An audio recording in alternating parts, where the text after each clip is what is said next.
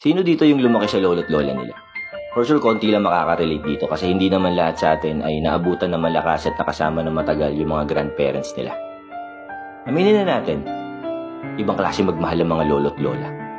Kung ang mga magulang ay isusubo na lang at ibibigay pa sa atin, ang mga lolo't lola, kahit hindi mo kailangan, ibibigay sa'yo.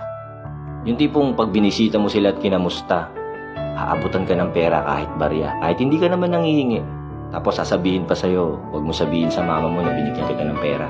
Yung tipong kahit busog ka na, ay aalukin ka pa rin kumain.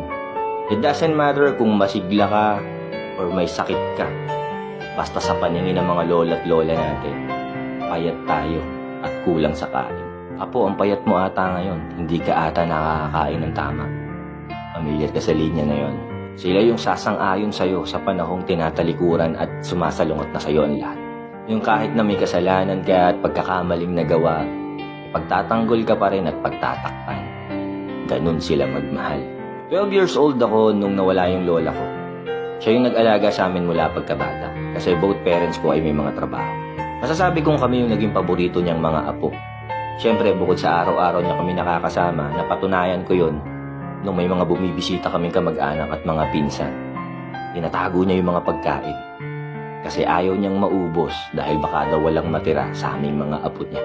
Siguro sa ngayon, isa sa pinanghihinayangan ko ay hindi ko masyadong na-appreciate yung pagmamahal ni lola ko noon.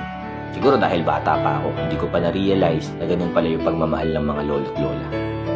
Kaya sa mga kabataan ngayon, alam ko mas matatalino na kayo. Mas marami na kayong nalalaman kaysa sa amin noon. Sana ma-realize nyo na tumatakbo ang oras. Treasure every moment na kasama nyo yung mga lolo't lola. Kasi alam naman natin na hindi habang panahon ay nandyan sila sa tabi nyo.